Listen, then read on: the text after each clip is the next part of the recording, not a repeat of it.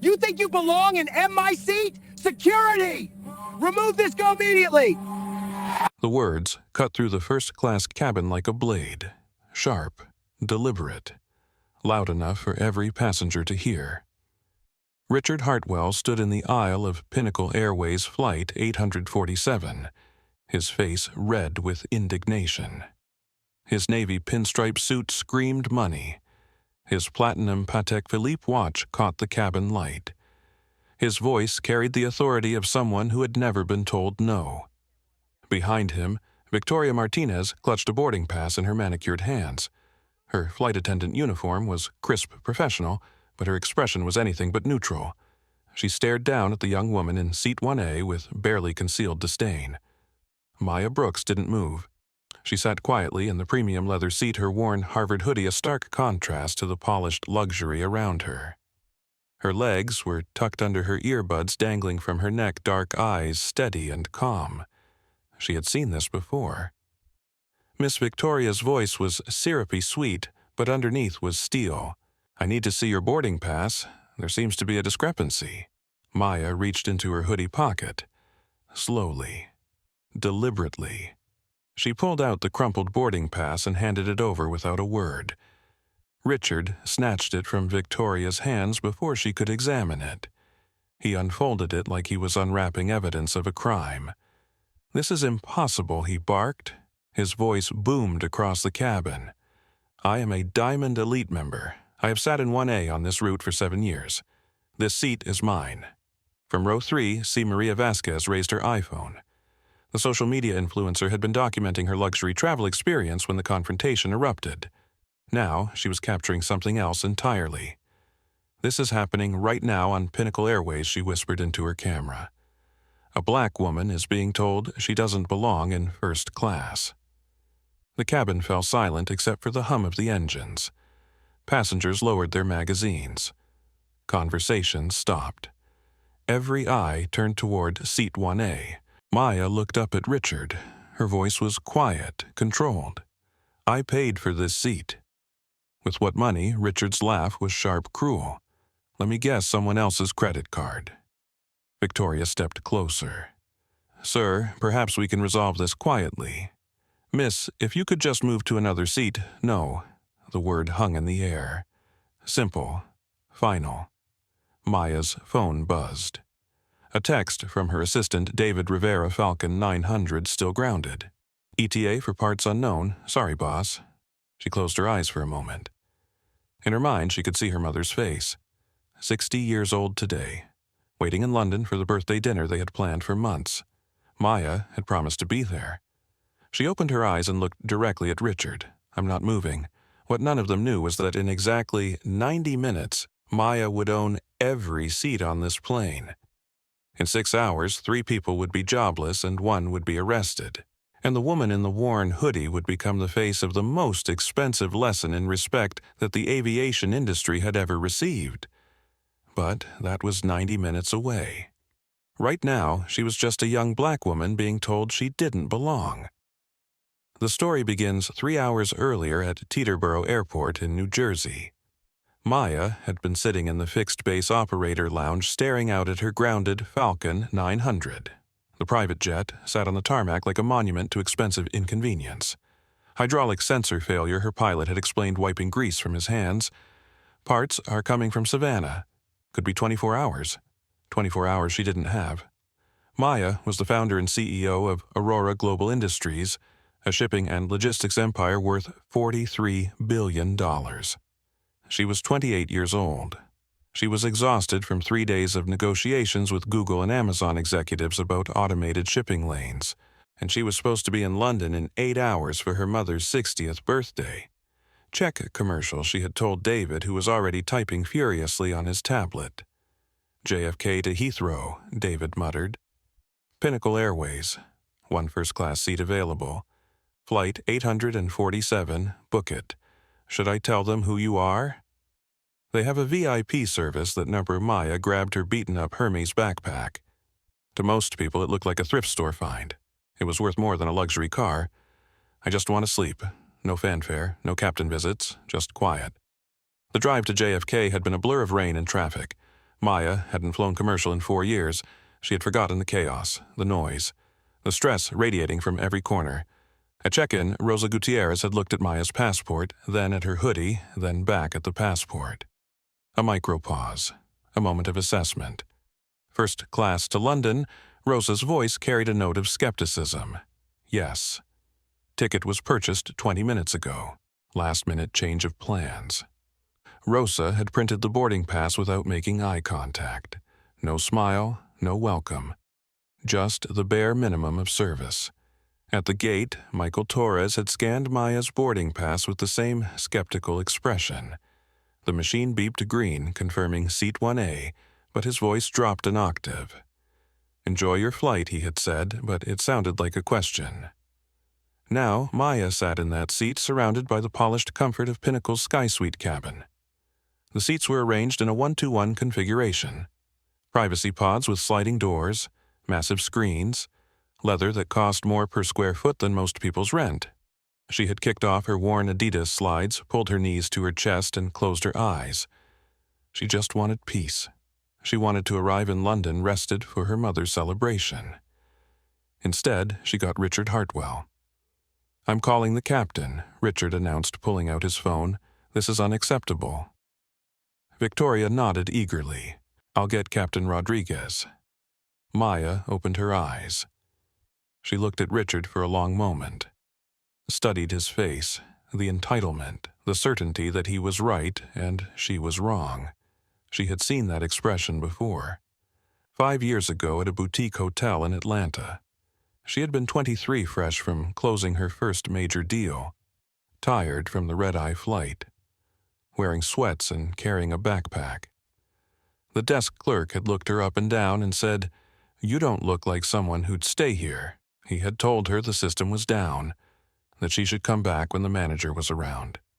She had slept in her rental car that night using her laptop charger in a gas station to finish the contract that would become the foundation of Aurora Global.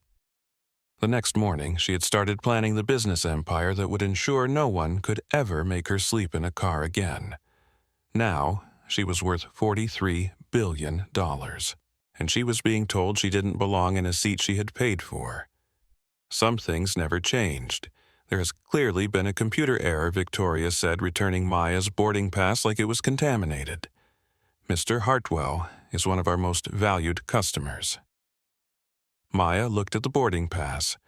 Seat 1A, her name printed clearly, paid for with her black Centurion card. "What kind of error?" she asked quietly. Richard stepped closer.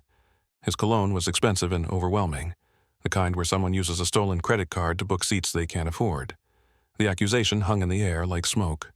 Around the cabin, passengers began to take notice. Phones came out. Not to make calls, to record. Dr. James Patterson in seat 2. B folded his Wall Street Journal and watched with growing concern. He was a white physician from Connecticut, heading to a medical conference in London. He had seen discrimination before in hospitals and country clubs and boardrooms. He recognized it now. In seat 4, Sofia Lopez opened the voice recorder on her phone. She was a civil rights lawyer, and she knew evidence when she saw it forming. Maria Vasquez kept her camera rolling, whispering commentary for her 100,000 followers. "This is insane. They're literally accusing her of credit card fraud for sitting in a seat she paid for." Maya reached into her hoodie again. This time, she pulled out her phone and sent a text to David, "Document everything. Start recording all calls." The response came back immediately. "Already on it. Legal team standing by." Victoria returned from the cockpit with Captain Rodriguez, a middle-aged Hispanic man with tired eyes and 20 years of airline experience. He looked at Maya, then at Richard, then at the growing crowd of passengers with their phones out. "What seems to be the problem?" he asked, though his tone suggested he already regretted getting involved. Richard launched into his explanation like a prosecutor presenting evidence. "This girl is in my seat. I am a Diamond Elite member. I have status. I have history with this airline. She clearly doesn't belong in first class." Captain Rodriguez looked at Maya's boarding pass. "Valid ticket, correct seat assignment, payment processed." "Ma'am, your ticket appears to be in order," he said carefully. Of course it's in order.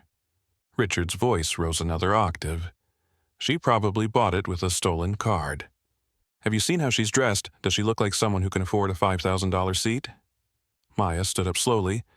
She was 5 feet 6 inches tall, but in that moment she seemed to tower over everyone around her. Her voice remained calm, quiet, steady. How exactly should I look?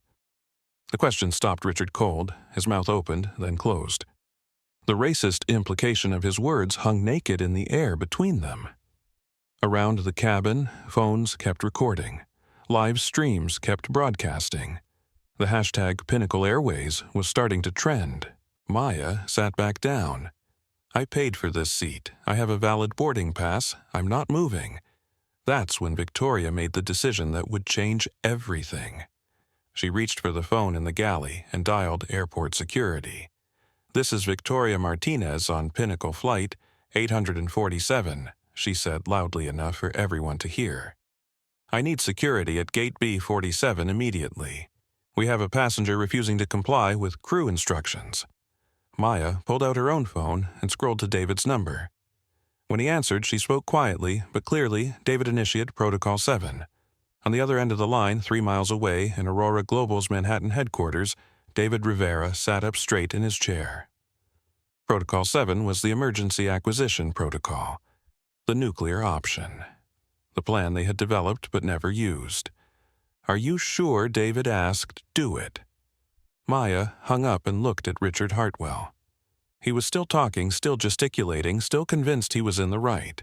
He had no idea that he had just triggered the most expensive mistake of his life. Airport security arrived in the form of Officer Luis Morales, a 10-year veteran who had seen every kind of passenger dispute imaginable. He walked onto the plane expecting another routine removal. A drunk passenger, maybe. Someone who couldn't find their seat. The usual chaos of commercial aviation. Instead, he found a calm, young woman sitting quietly in first class, surrounded by nearly 24 passengers with their phones out recording every word. "What's the situation?" Officer Morales asked Victoria. Before she could answer, Richard stepped forward like he was taking control of a boardroom meeting. "Officer, this person is refusing to leave a seat that doesn't belong to her. She's disrupting the flight. She's probably using stolen identification. I am a Diamond Elite member of this airline, and I need this resolved immediately." Officer Morales looked at Maya. She handed him her boarding pass, her driver's license, and her credit card without being asked. All legitimate.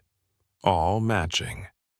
"Ma'am, these documents appear to be in order," he said. "Of course they're in order," Maya replied quietly. "I paid for this seat." Richard's face grew redder. "You can't be serious. Look at her. Does she look like she belongs in first class?" The racist implications of his words weren't lost on anyone. Dr. Patterson shifted uncomfortably in his seat. Sofia Lopez raised her phone higher to capture the audio clearly. Maria Vasquez whispered into her live stream, "This is getting worse by the minute." Maya looked at Richard with the same expression she used in hostile corporate takeovers. Calm, calculating, unmoved by bluster and intimidation. "What exactly should I look like?" she asked again. This time, Richard took the bait. Like someone who can actually afford to be here, like someone who belongs, not like... He gestured at her hoodie, her slides, her natural hair pulled back in a simple bun. Not like this. The cabin fell silent. Even Officer Morales looked uncomfortable. Maya Brooks had built Aurora Global Industries from nothing. She had started with a single shipping contract and turned it into a $43 billion empire. She had negotiated with heads of state, outmaneuvered Fortune 500 CEOs, and revolutionized global logistics. She had also been kicked out of restaurants for wearing jeans, followed in department stores by security guards who assumed she was shoplifting, asked to show additional identification when her white colleagues were waved through. She was used to being underestimated. It had become her secret weapon. "I see," Maya said softly. She pulled out her phone again and made another call. "David, add discrimination charges to the legal package. Make sure you get the audio from the passenger recordings." Richard laughed. "Who are you calling your dealer? Your parole officer?" The insult hung in the air like poison. Around the cabin, passengers began to react. Dr. Patterson stood up. "That's enough," he said firmly. "This is completely inappropriate." Richard whirled on him. "Mind your own business, this doesn't concern you." "Actually, it does, Sophia," Lopez said, standing up from her seat. "I'm a civil rights attorney, and I'm watching a clear case of racial discrimination unfold in real time." "Oh, great," Richard sneered. "Now, everyone's a lawyer. Look, people, this is simple. Some of us pay for our seats, some of us don't. Some of us belong here, some of us don't. And anyone with eyes can see which category this girl falls into." Victoria had been standing quietly through the exchange, but now she stepped forward. Her job depended on keeping elite passengers happy. Richard Hartwell flew this route twice a month. He spent hundreds of thousands of dollars annually with Pinnacle Airways. Maya Brooks was a stranger in a hoodie. The math seemed simple. "Ma'am," Victoria said to Maya, "in the interest of resolving this peacefully, perhaps you would consider moving to our premium economy cabin. I can offer you a complimentary upgrade for your next flight." Maya looked at her steadily. "Are you asking me to give up the seat I paid for? I'm offering a reasonable compromise." "There is no compromise," Maya said.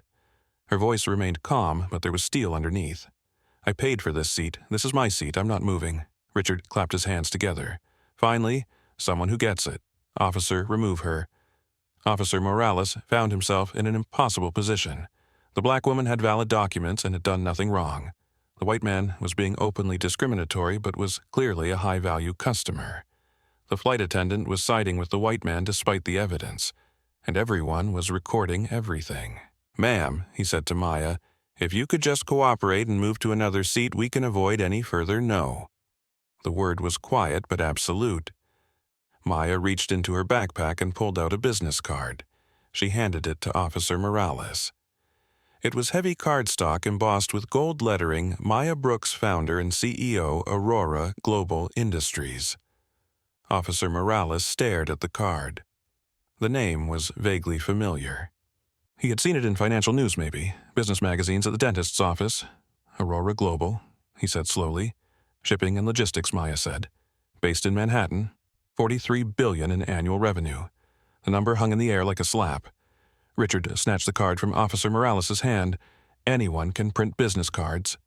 This proves nothing, but his voice had lost some of its certainty. Sophia Lopez was already Googling on her phone. "Aurora Global Industries," she said loudly enough for everyone to hear. Founded 2019. Headquarters in Manhattan. CEO Maya Brooks. Age 28, estimated net worth $43 billion. She held up her phone to show Forbes magazine's 40 Under 40 list. Maya's photo was at the top. The cabin erupted in murmurs. Passengers craned their necks to see the phone screen. Maria Vasquez's live-stream viewer count spiked as she pointed her camera at Sophia's phone. "Holy shit," Maria whispered, then caught herself. "Sorry, family audience, but this is Maya Brooks, the Maya Brooks. She's like the youngest black female billionaire in history." Richard grabbed the phone from Sophia. He stared at the Forbes article. The professional headshot of Maya in a tailored business suit. The headline, "The Shipping Prodigy Who Revolutionized Global Logistics." His face went through a series of expressions: confusion, disbelief, recognition, horror. Victoria looked over his shoulder at the phone screen. Her carefully applied makeup couldn't hide the color draining from her face. Officer Morales took back Maya's business card and read it again. Aurora Global Industries. He had heard of them. Big government contracts, major corporate partnerships. "Ma'am," he said carefully, "I apologize for any misunderstanding. Your documents are clearly in order. You have every right to your seat." Maya nodded. "Thank you." Richard still held Sophia's phone, staring at the Forbes article like it was written in a foreign language. This has to be fake. You can Photoshop anything these days." Dr. Patterson had had enough. He stood up again, his voice carrying the authority of someone used to being listened to. "Mr. Hartwell, you need to stop. Right now. You have embarrassed yourself. You've embarrassed this airline, and you've subjected this young woman to treatment that no human being should have to endure. But she doesn't look—" Richard's voice trailed off as he realized what he was about to say.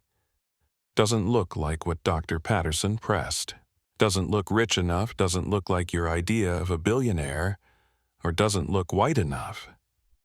The question hung in the air like smoke. Richard's mouth opened and closed like a fish gasping for air. Maya stood up slowly. She looked at Richard, then at Victoria, then at Officer Morales. When she spoke, her voice was quiet but carried the weight of absolute authority. "I want everyone to remember this moment," she said. "Remember what happened here. Remember the assumptions that were made. Remember the things that were said." She picked up her phone and made another call. "David, yes, I need the board on an emergency conference call. Now. And David, activate the Pinnacle acquisition. Full acceleration. I want controlling interest by market close." She hung up and looked directly at Richard Hartwell. "Some mistakes can't be undone, Mr. Hartwell. This is one of them." Richard's laugh was nervous now, uncertain. "What are you talking about? You can't just buy an airline because someone hurt your feelings." Maya tilted her head slightly. "Actually, Mr. Hartwell, that's exactly what I can do." The words settled over the cabin like a forecast of storm clouds. Passengers exchanged glances. Maria Vasquez whispered excitedly into her camera about insider trading and corporate acquisitions. But none of them truly understood what they had just witnessed. None of them realized they were watching the opening moves in the most expensive lesson about respect ever taught in the history of commercial aviation. Richard Hartwell had picked a fight with the wrong woman, and Maya Brooks was about to show him exactly what that meant. Victoria looked back and forth between Maya and Richard like a tennis spectator watching a match she couldn't follow. The math that had seemed so simple 5 minutes ago was getting very complicated very quickly. Perhaps she said in a shaky voice we could all just take our seats and discuss this calmly. Maya looked at her with the expression of someone who had moved far beyond discussion.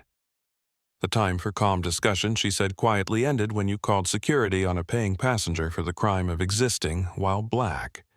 The words hit Victoria like a physical blow. Around the cabin, passengers shifted uncomfortably. Some nodded in agreement.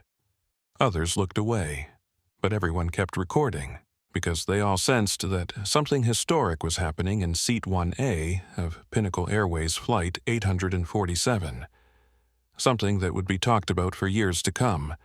Something that would change everything. Captain Rodriguez returned to the cockpit hoping the passenger dispute would resolve itself. In 20 years of flying, he had learned that most conflicts faded once security arrived and common sense prevailed. This time was different. The passenger in 1A wasn't drunk, wasn't belligerent, wasn't causing a scene. She was sitting quietly in her assigned seat with valid documentation. The white businessman was the one creating chaos, but he was also the one with elite status and a history with the airline. Captain Rodriguez had seen this scenario before. The solution was usually the same: move the minority passenger to another seat, offer them compensation, and keep the valuable customer happy. It was the path of least resistance. It was also about to become the most expensive decision in Pinnacle Airways history. Back in the cabin, Maya's phone buzzed with an incoming call. She glanced at the screen. "David Rivera. Emergency." "Excuse me," she said to Officer Morales and answered the call on speaker. "Maya, I've got the Aurora Global Board on conference. They're ready for the emergency acquisition vote. Should I proceed?" Maya looked around the cabin. At Richard Hartwell, who was still studying Sophia's phone like it might suddenly prove her identity was fake.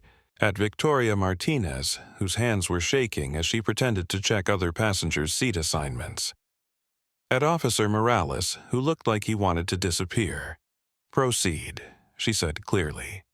David's voice came through the phone speaker. "This is David Rivera, Executive Assistant to CEO Maya Brooks. I'm patching in the Aurora Global Board of Directors for an emergency acquisition vote regarding Pinnacle Airways and its parent company Summit Aviation Holdings." Richard's head snapped up. What did he just say? Maya smiled. It wasn't a warm smile. You wanted to know if I could afford this seat, Mr. Hartwell. You're about to find out exactly what I can afford." The phone speaker crackled as voices joined the conference call. Maya held the phone up so everyone could hear. "Maya, this is Margaret from legal," came a crisp female voice. "We've reviewed the Pinnacle acquisition file. We can move to full purchase with board approval. Summit Aviation's market cap is currently $12.4 billion. Recommended action, Maya asked. Hostile takeover. They're vulnerable after last quarter's losses. We can have controlling interest by market close if we move fast." Dr. Patterson leaned forward in his seat. As a successful physician, he understood business, but this was beyond anything he had ever witnessed. A passenger dispute was turning into a corporate acquisition in real time. Sofia Lopez had stopped recording and started frantically taking notes.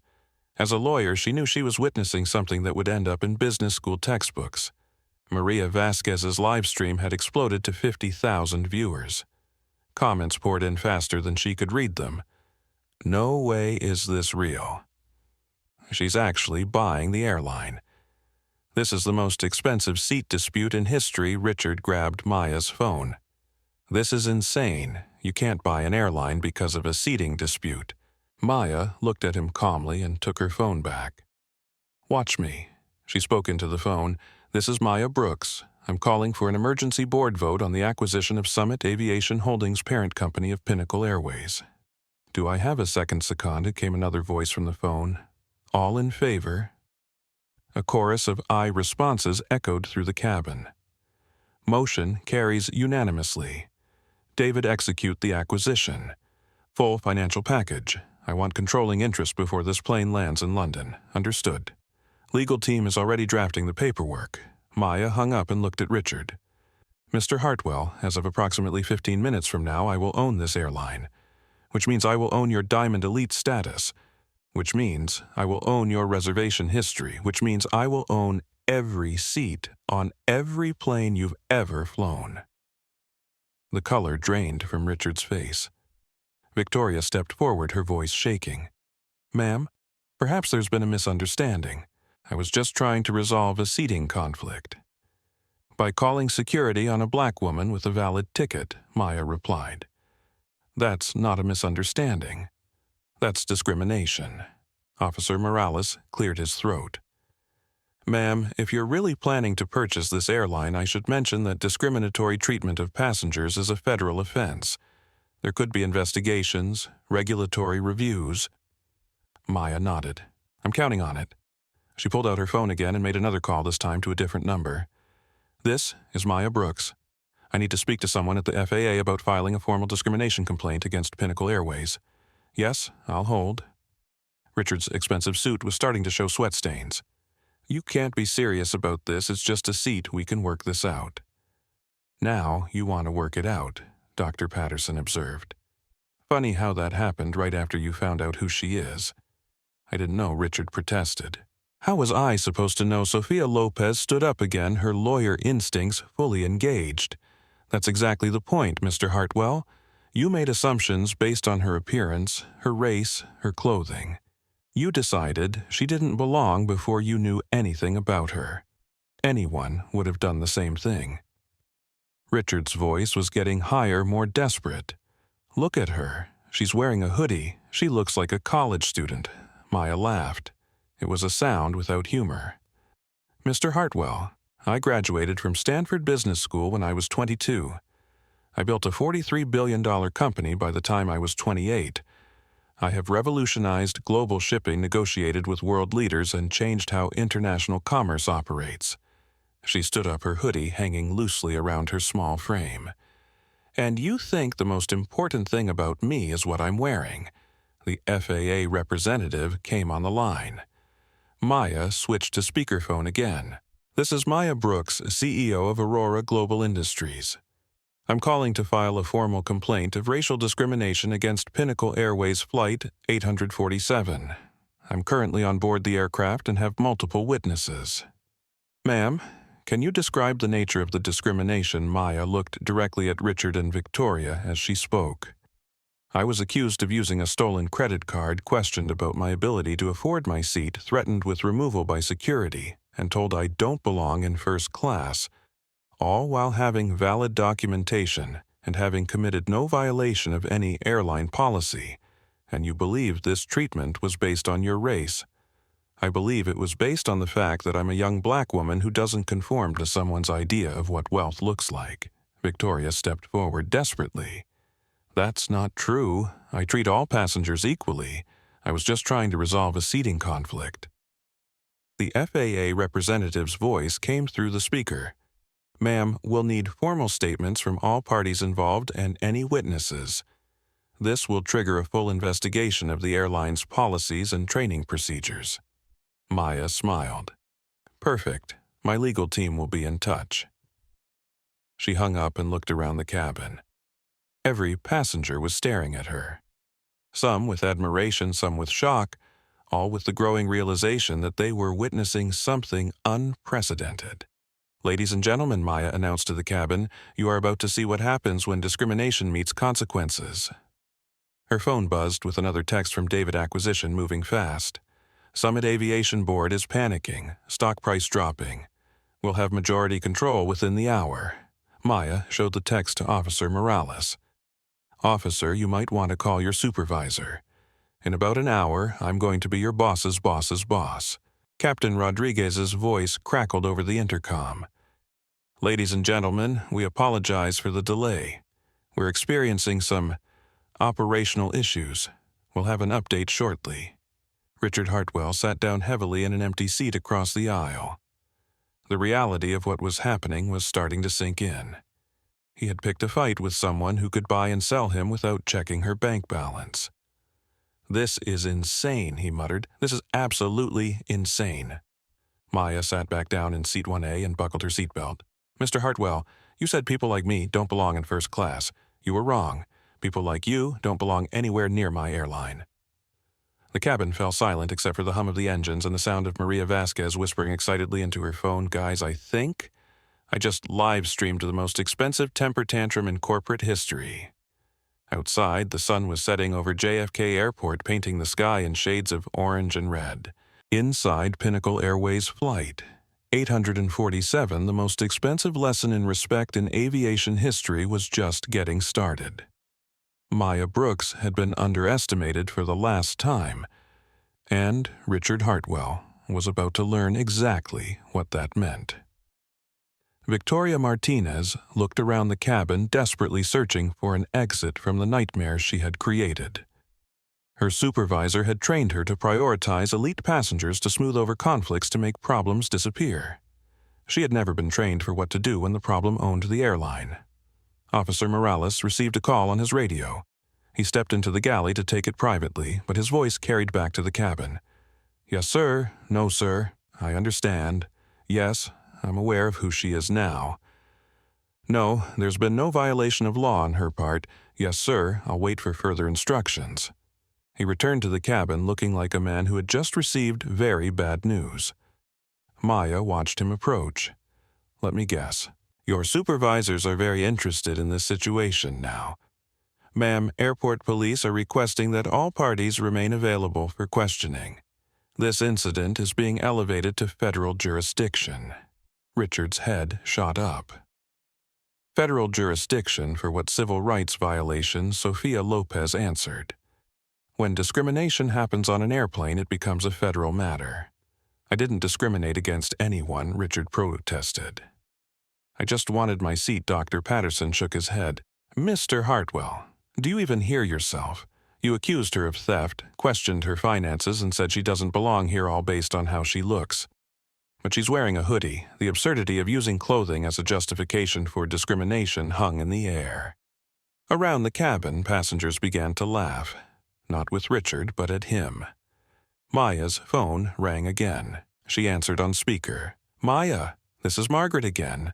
Legal update. Summit Aviation's board just called an emergency meeting. They're trying to organize a defense against the takeover. Too late, Maya said. How's our position? We've acquired 28% in the last 30 minutes. Stock price is in freefall. Their major investors are calling for information.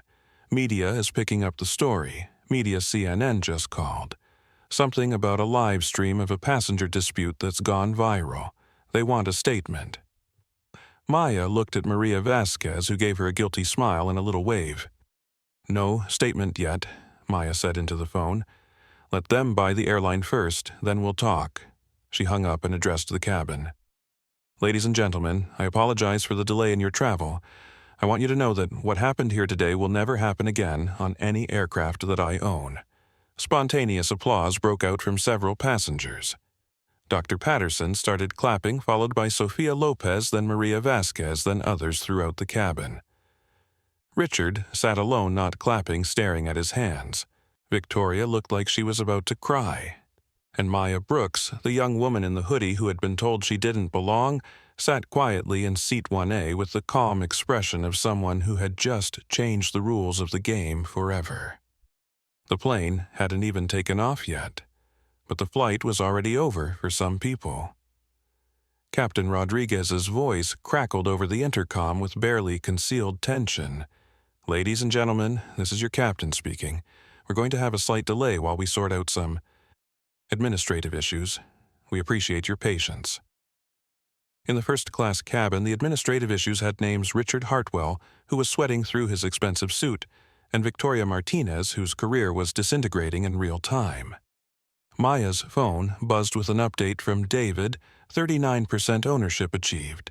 Summit Aviation stock down 22%. Their lawyers are calling our lawyers. Emergency board meeting in 30 minutes. She showed the text to Officer Morales, who had been standing awkwardly in the aisle for the past 10 minutes waiting for instructions that never came. Officer Maya said quietly, "You might want to start documenting everything that's happened here. When the federal investigation begins, you'll want your report to be accurate." "Federal investigation," Victoria's voice cracked. "For what?" Sofia Lopez looked up from her phone where she had been frantically researching federal airline discrimination laws.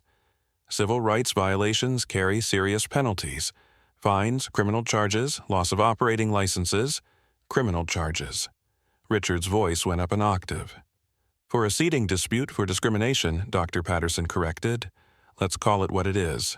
Maya stood up and walked to the galley where she could speak privately. The other passengers watched her every move, sensing that something momentous was building. She dialed a number and waited for an answer. "This is Maya Brooks. I need to speak to Secretary Martinez of the Department of Transportation." "Yes, I know what time it is. Tell him it's about Pinnacle Airways and civil rights enforcement. He'll take the call." While she waited, Victoria approached her desperately. "Miss Brooks, please. I have 2 children. I need this job. I was just following company policy." "What policy?" Maya interrupted. "Show me the written policy that says to call security on black passengers with valid tickets. It's not written down, but we're taught to trust our instincts to watch for suspicious behavior." "What was suspicious about my behavior?" Victoria's mouth opened and closed. She couldn't answer without admitting that Maya's race was the only suspicious thing about her. I thought you seemed. I seemed what, Victoria?" The question hung in the air between them. Around the cabin, passengers leaned in to hear the answer. Victoria's voice was barely a whisper. "You didn't fit the profile." "What profile?" The typical first-class passenger." Maya's phone connected to the Secretary of Transportation. She put it on speaker. "Secretary Martinez. This is Maya Brooks, CEO of Aurora Global Industries. I'm calling to inform you of a civil rights incident on Pinnacle Airways Flight 847. I'm currently on board the aircraft with multiple witnesses to discriminatory treatment based on racial profiling." The secretary's voice was crisp. "Professional Miss Brooks, I'm familiar with your company's work with the federal government. Can you describe the incident?" Maya looked directly at Victoria as she spoke. "I was accused of credit card fraud, threatened with removal, and told I don't fit the profile of a first-class passenger, all while having valid documentation and violating no policies. And you believe this treatment was racially motivated." "A flight attendant just admitted on speaker that I didn't fit the profile of their typical first-class passenger." Victoria's face went white as she realized her words had been broadcast to the Secretary of Transportation. Miss Brooks, the Department of Transportation takes these allegations very seriously. We'll be launching an immediate investigation into Pinnacle Airways' training procedures and passenger treatment policies. Thank you, Secretary Martinez. My legal team will provide full cooperation. Maya hung up and looked at Victoria, who was now visibly shaking. Victoria, you've just admitted to racial profiling on a recorded call with the Secretary of Transportation. I hope your instincts were worth it. Richard, who had been unusually quiet during the call, suddenly stood up and pointed an accusatory finger at Maya. This is extortion. You're using your wealth to bully people who made an honest mistake. The accusation echoed through the cabin. Several passengers gasped. Maria Vasquez swung her camera towards Richard, catching his red-faced outburst in high definition. Maya turned to face him fully. When she spoke, her voice was deadly calm. Mr. Hartwell, let me make sure I understand. You accused me of theft. You said I don't belong here. You demanded my removal based solely on my appearance. And when I respond to discrimination with legal action, you call it bullying. You're buying an entire airline out of spite. I'm buying an airline to ensure this never happens again. To anyone, ever. Dr. Patterson stood up again, his medical training making him hyper-aware of escalating tensions. Mr. Hartwell, you need to stop talking, right now. Everything you say is being recorded and will be part of the federal investigation. Let him talk, Sofia Lopez interjected. As a lawyer, I can tell you that every word is evidence of his mindset and motivations. Richard's expensive suit was now soaked with perspiration. The reality of his situation was finally penetrating his privilege-induced fog. I didn't mean, he started, then stopped. You didn't mean what Maya pressed. You didn't mean to reveal your racist assumptions. You didn't mean to show everyone exactly what kind of person you are. Maya's phone buzzed with another update. She read it aloud. 47% ownership achieved. Summit Aviation has called an emergency press conference. Their stock is in freefall. She looked around the cabin at the assembled passengers, all of whom were still recording, still witnessing, still participating in what would become aviation history. Ladies and gentlemen, what you're watching is the consequence of assuming that wealth has a color, that belonging has an appearance, that respect is earned by fitting someone's narrow idea of what success looks like. She sat back down in seat 1A and buckled her seatbelt. Mr. Hartwell wanted to know if I belong in this seat. Victoria wanted to know if I fit their profile. Officer Morales wanted to know if my documents are legitimate. She pulled her hoodie up over her head, a gesture that had started this entire confrontation. Here's what they didn't ask. Did I pay for my seat? Yes. Did I follow all airline policies? Yes. Did I treat anyone with disrespect? No. Did I do anything wrong? No. Her phone rang again. David's voice filled the cabin through the speaker. Maya, we've crossed 50% ownership. Summit Aviation is officially under Aurora Global Control. Legal is drafting the new corporate structure. Congratulations, you now own Pinnacle Airways. The cabin erupted in gasps and murmurs. Even the passengers who had been following the acquisition in real time seemed stunned by the finality of it. Maya looked at Richard Hartwell, whose face had gone from red to ash gray. Mr. Hartwell, you wanted to know who belongs in first class on this airline. Now you know I do, because it's my airline. She looked at Victoria Martinez, who was gripping the galley counter like it was the only thing keeping her upright. Victoria, you wanted to know if I fit your profile. Your profile no longer matters, because it's my airline. She looked at Officer Morales, who was frantically writing notes in his incident report. Officer, you wanted to verify my credentials. Here are my credentials. I just bought this airline while sitting in the seat they said I didn't belong in. Captain Rodriguez's voice came over the intercom again, but this time it was different. Careful, respectful. Miss Brooks, this is Captain Rodriguez. I understand you're the new owner of Pinnacle Airways. What are your instructions regarding this flight? Maya picked up the cabin phone and spoke directly to the cockpit. Captain, we're going to finish this flight.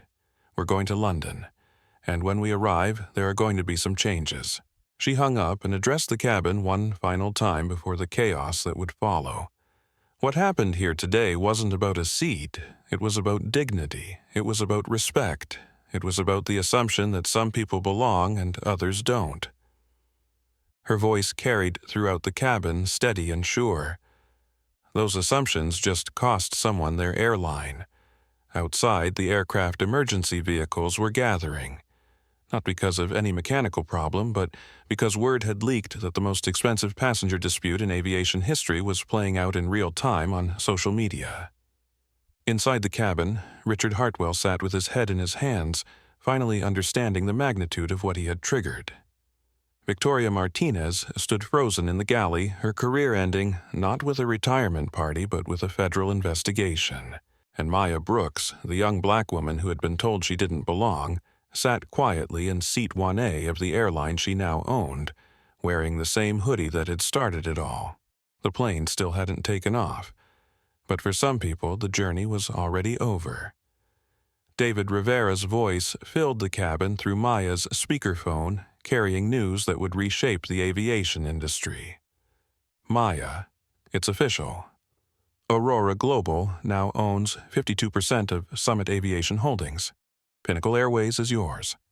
The words settled over the first-class cabin like a thunderclap. Even passengers who had been following the acquisition in real time seemed stunned by the finality of it. Richard Hartwell looked up from his hands, his face the color of ash. 52% you bought a controlling interest in an airline because of a seating dispute. Maya tilted her head slightly. "No, Mr. Hartwell, I bought controlling interest because you, Miss Martinez, and your airline demonstrated a pattern of discrimination that needed to be stopped permanently." Officer Morales had been taking notes throughout the confrontation, but now he stopped writing and stared at Maya. "Ma'am, just to be clear, you now own this airline, I do. Which means technically you're everyone's boss, I am. The simplicity of the exchange made it somehow more powerful. No corporate jargon, no legal complexity, just a young black woman in a hoodie who now controlled a $12 billion aviation company." Victoria's voice came out as a croak. "What? What happens now?" Maya stood up and walked to the galley where Victoria was gripping the counter. When she spoke, her voice was calm but carried absolute authority. "Now, Victoria, you face the consequences of your choices. You called security on a black passenger with valid documentation. You sided with someone who was openly discriminatory. You admitted to racial profiling on a recorded call with the Secretary of Transportation. I was just doing my job." "No," Dr. Patterson interjected from his seat. "You were just doing what you thought would make the wealthy white man happy." Maya nodded. "Dr. Patterson is correct, and that's exactly the problem we're going to fix." Her phone buzzed with another call. She answered on speaker. "Maya, this is Margaret from Legal. We've got reporters at JFK, LAX, and Heathrow asking for statements. CNN wants an exclusive. The Wall Street Journal is calling this the most expensive discrimination lawsuit in corporate history. It's not a lawsuit, Maya corrected. It's an acquisition, which somehow makes it worse for them. Summit Aviation's board is requesting an emergency meeting with you. Tell them I'm busy. I'll call them from London." She hung up and looked around the cabin. 24 passengers, all recording, all witnessing, all about to become part of business school case studies on the cost of discrimination. "Ladies and gentlemen," Maya announced, "what you're seeing is what happens when bias meets consequences. When assumptions meet reality. When discrimination meets someone who has the power to stop it." Maria Vasquez raised her hand like she was in school. "Miss Brooks, can I ask what's going to happen to Mr. Hartwell?" Maya looked at Richard, who was staring at his phone with the expression of someone watching his world collapse in real time. His Google search results showed his own name trending on Twitter along with video clips of his most discriminatory statements. "Mr. Hartwell made his choices," Maya said. "The consequences are his to live with." But what specifically, Maria pressed her live stream audience, demanding details. Maya pulled out her phone and made another call, this one to airport police. "This is Maya Brooks. I'm calling to file formal charges of assault and harassment against Richard Hartwell, passenger on Pinnacle Airways Flight 847. Yes, I'm the new owner of the airline. Yes, we have video evidence and multiple witnesses. Richard's head snapped up. Assault. I never touched you. You grabbed my phone, Mr. Hartwell. That's assault. You also engaged in harassment based on race, in federal jurisdiction, on an aircraft. The color drained from Richard's face as he realized the legal implications. Federal charges, criminal record, prison time. This is insane, he shouted, standing up so fast his seat rocked. You can't destroy someone's life over a misunderstanding. Sophia Lopez looked up from her phone where she had been researching federal airline crime statutes. Actually, Mr. Hartwell, federal assault charges on an aircraft carry up to 20 years in prison. Hate crime enhancements could double that. Hate crime, Richard's voice cracked. I'm not a racist. The absurdity of the claim, given everything he had said and done, hung in the air. Several passengers laughed outright. Dr. Patterson stood up again, his medical training making him concerned about Richard's increasingly erratic behavior. Mr. Hartwell, I strongly advise you to remain seated and stop talking until you have legal representation. I don't need a lawyer. I didn't do anything wrong. Maya's phone buzzed with a text from David Airport Police boarding now. Federal agents en route. Media circus outside. Your mother called. She saw the news. Maya smiled for the first time since the confrontation began. Her mother always did have perfect timing. The cabin door opened and 2 airport police officers entered, followed by a woman in a business suit who introduced herself as Agent Sarah Collins from the FBI's Civil Rights Division. Miss Brooks, I'm Agent Collins. We understand you filed federal charges related to civil rights violations. I have. This is Mr. Richard Hartwell. Maya pointed to Richard, who looked like he was about to pass out. He's accused me of theft, demanded my removal based on race, and committed assault. We have video evidence and multiple witnesses. Agent Collins looked around the cabin, noting the phones still recording the passengers, still watching the flight crew, still frozen in shock. Mr. Hartwell, you're under arrest for federal assault and civil rights violations. You have the right to remain silent. As the Miranda warning filled the cabin, Richard's legs gave out and he collapsed back into his seat. The expensive suit, the platinum watch, the entitled attitude, none of it mattered now. This isn't happening, he mumbled. This can't be happening. But it was happening, and every second was being broadcast live to hundreds of thousands of viewers who were watching the most expensive lesson in respect ever taught.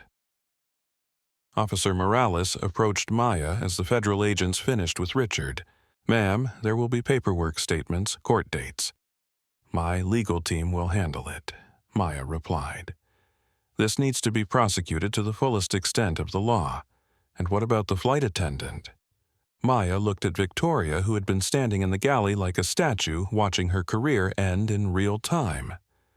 Victoria's employment with this airline is terminated immediately. HR will contact her about the final paperwork and the federal investigation. Victoria's legs buckled. She grabbed the galley counter to keep from falling. Please, she whispered, I have children. I need this job. Maya's expression didn't change. You should have thought about that before you decided to racially profile your passengers. Agent Collins finished with Richard and turned to Maya. Miss Brooks, we'll need a formal statement, but given the unusual circumstances of this case, we can arrange for that at your convenience. Unusual circumstances.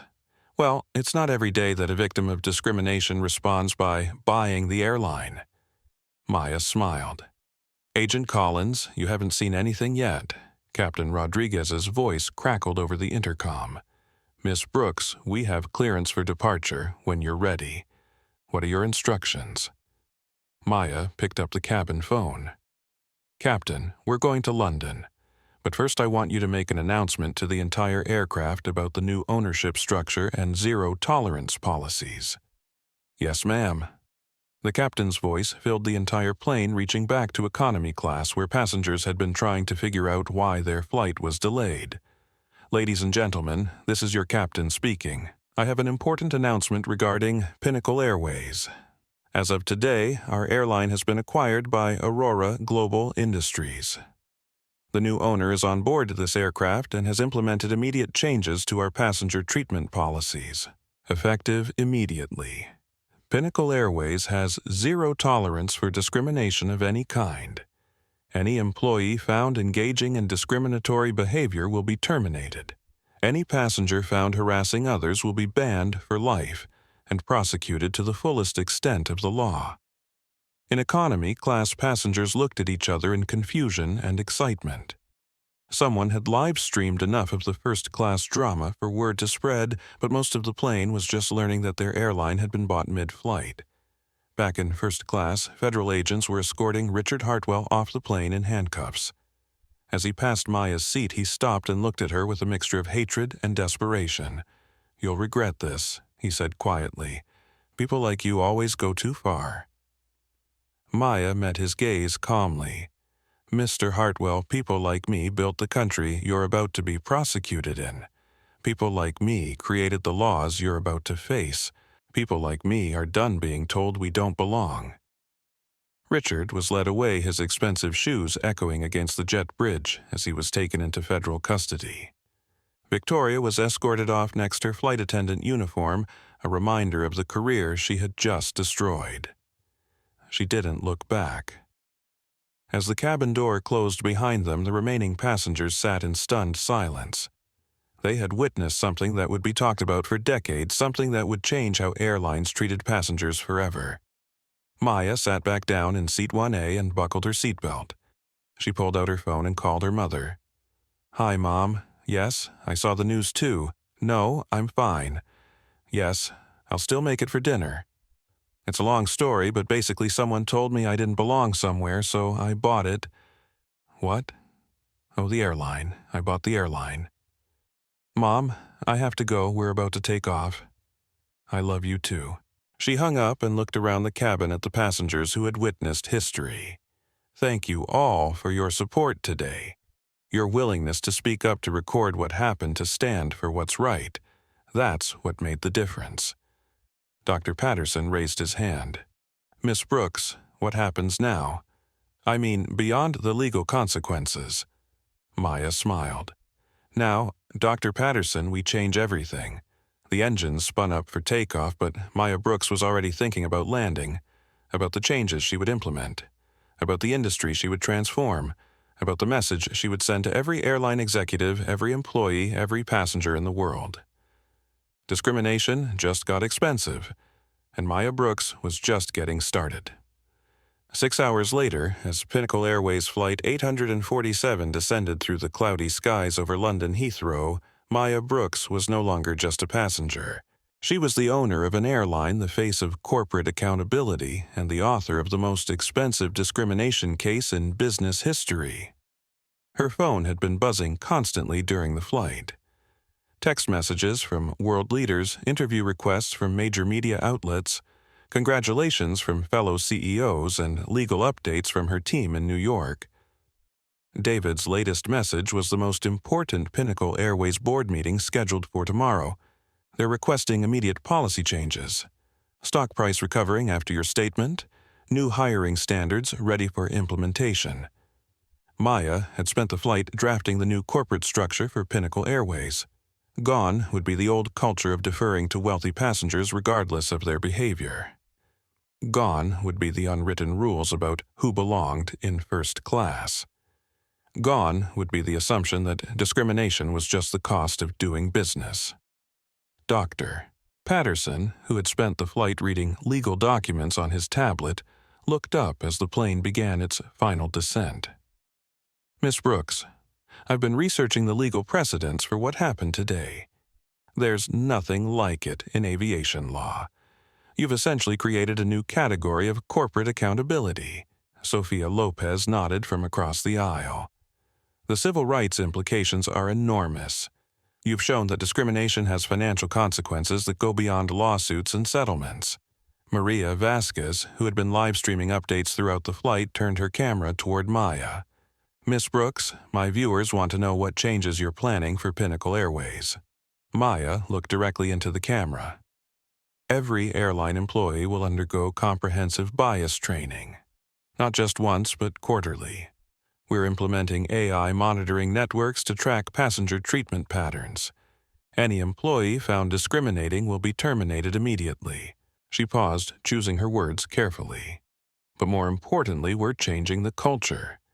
We're hiring for empathy, not just efficiency. We're promoting based on how you treat people, not just how much money you bring in. We're making respect non-negotiable. The plane touched down at Heathrow with barely a bump. As they taxied to the gate, Captain Rodriguez's voice filled the cabin one final time. Ladies and gentlemen, welcome to London Heathrow. On behalf of the new management of Pinnacle Airways, I want to thank you for flying with us today. You have been part of a historic flight that will change aviation forever. As passengers began gathering their belongings, Maya received a final call from David. Maya, CNN is waiting at the gate. BBC wants an exclusive. The Prime Minister's office called, and your mother says dinner is at 8 sharp, airline or no airline. Maya laughed. Tell them I'll have a statement tomorrow. Tonight is about family. She stood up and walked through the cabin, personally thanking each passenger who had supported her during the confrontation. To Dr. Patterson, she offered a position on Pinnacle's new passenger advocacy board. To Sofia Lopez, she extended an opportunity to head the airline's Civil Rights Compliance Department. To Maria Vasquez, she proposed a partnership to document the changes at Pinnacle Airways. All accepted. As Maya walked off the plane, she was greeted by a crowd of reporters, cameras, and microphones. But she wasn't the same woman who had boarded in New York. She was no longer just the victim of discrimination. She was the architect of change. Miss Brooks shouted at a BBC reporter, "You've spent $12 billion on what started as a seating dispute. Do you think it was worth it?" Maya paused at the top of the jet bridge and looked back at the plane that had carried her into history. It wasn't $12 billion for a seat, she said clearly. It was $12 billion for dignity, for respect, for the principle that no one should be judged by their appearance rather than their character. What's next for Pinnacle Airways called out a CNN correspondent. What's next is that we become the airline that other airlines aspire to be, where every passenger is treated with dignity regardless of their race, their clothing, or their bank account. Where bias training isn't just a checkbox, it's a commitment. And Richard Hartwell. Any comment on his arrest, Maya's expression grew serious. Mr. Hartwell's actions today had consequences. Those consequences were determined by the legal process, not by me. But I hope his experience serves as a lesson to anyone who thinks discrimination is acceptable. The reporters shouted more questions, but Maya was done talking. She had a birthday dinner to attend. 3 months later, the transformation was complete. Pinnacle Airways had become the most sought-after employer in the aviation industry. Their passenger satisfaction scores were the highest in the world. Their stock price had reached record levels. Richard Hartwell had pleaded guilty to federal assault and civil rights violations. He received 3 years in federal prison, 5 years of probation, and a lifetime ban from all Aurora Global properties. His hedge fund had collapsed, his social connections had evaporated, and his name had become synonymous with the cost of discrimination. Victoria Martinez had been blacklisted from the aviation industry. After months of unemployment, she had found work as a customer service representative for a car rental company where her interactions were recorded for quality assurance. But the real change was cultural. Airlines across the world began implementing Maya's protocols, comprehensive anti-discrimination policies named after the woman who had shown that bias could bankrupt a company in real time. Flight attendants were trained to recognize unconscious bias. Gate agents learned to treat all passengers equally regardless of appearance. Executives understood that discrimination wasn't just morally wrong, it was financially catastrophic. The video of Maya's confrontation became the most watched airline incident in Internet history. Business schools taught case studies about the Pinnacle transformation. The phrase "pulling a Maya Brooks" entered a common usage, meaning to respond to discrimination with overwhelming force. Maya herself had become reluctant spokesperson for corporate accountability. She testified before Congress about bias in transportation. She spoke at the United Nations about workplace discrimination.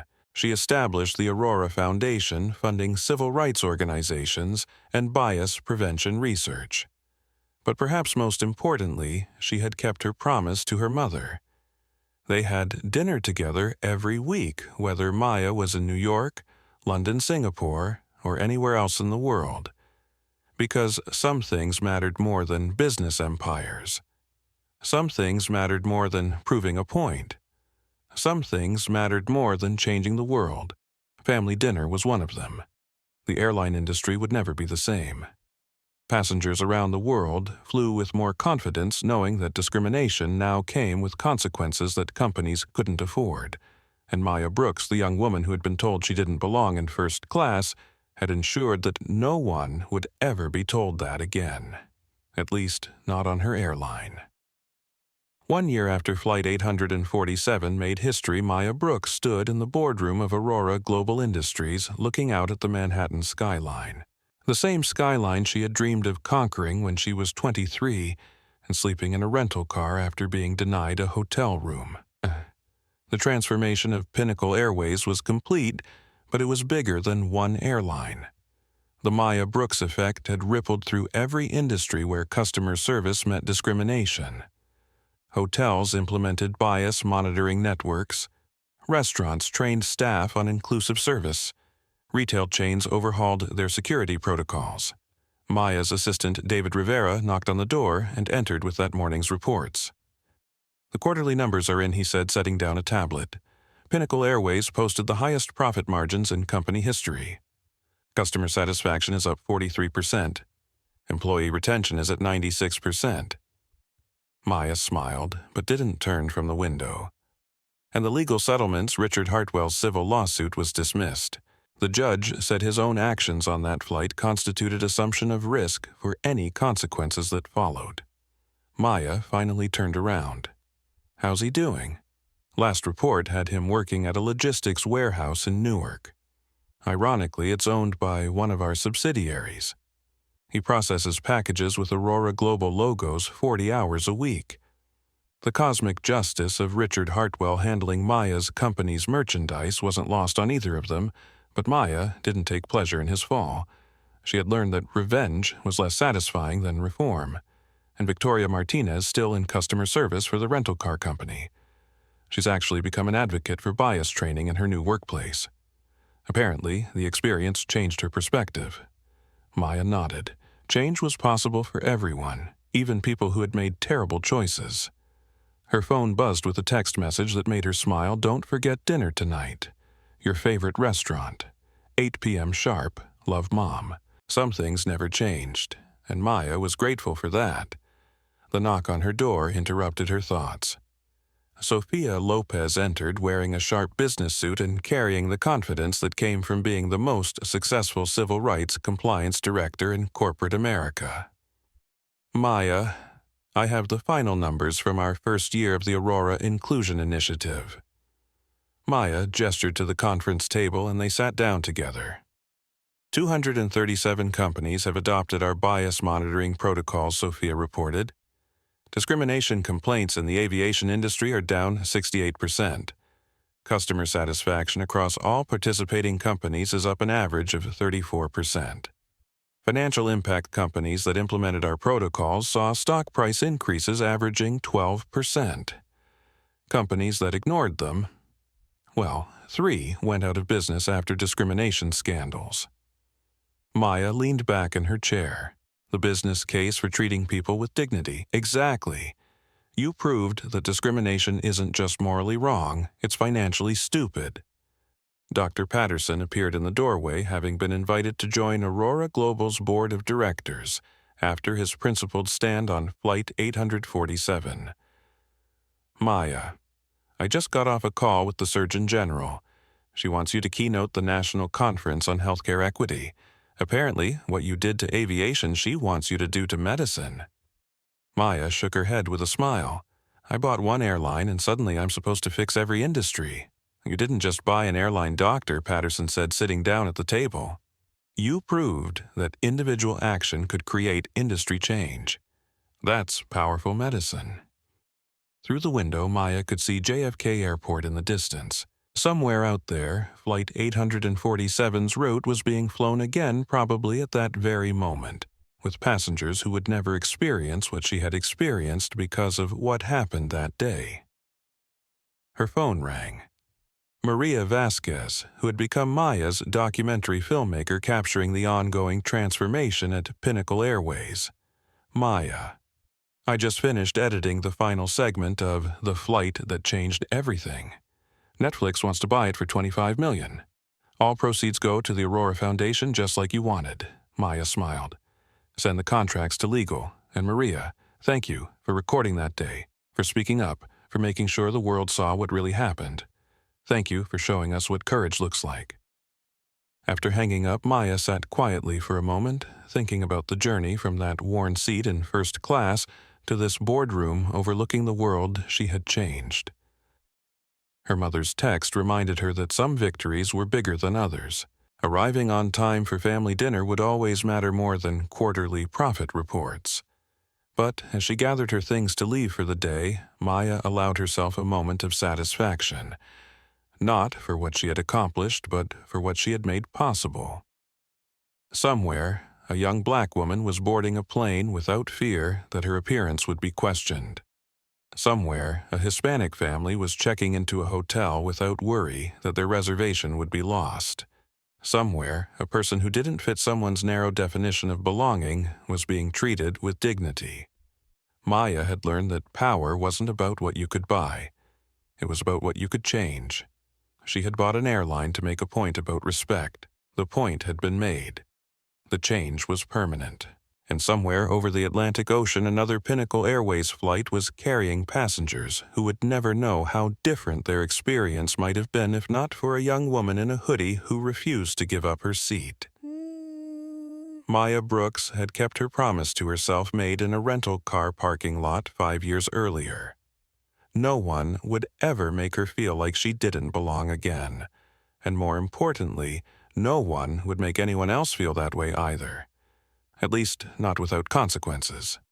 As she walked out of Aurora Global Headquarters towards dinner with her mother, Maya passed the lobby display that had become famous around the world. It was a simple placard with a simple message. Dignity is not an upgrade. It's standard. The same words she had spoken to Congress, to the United Nations, to business leaders around the world. The same words that had become the motto of an industry-wide transformation. The same words that meant no passenger would ever again be told that they didn't belong in the seat they paid for. Maya smiled as she walked into the New York evening, headed for dinner with the woman who had taught her that respect wasn't something you earned based on your appearance or your bank account. It was something every human being deserved simply by virtue of being human. That lesson had cost an airline $12 billion to learn. But, as Maya had told the reporters that day at Heathrow, it wasn't $12 billion for a seat. It was $12 billion for dignity, and dignity, Maya had proven, was priceless. The story of Maya Brooks and Flight 847 became legend in business schools of civil rights organizations and aviation academies around the world. It proved that discrimination wasn't just a moral failure. It was a business catastrophe waiting to happen. And it showed that sometimes the most powerful response to being told you don't belong is to buy the place and change the rules for everyone.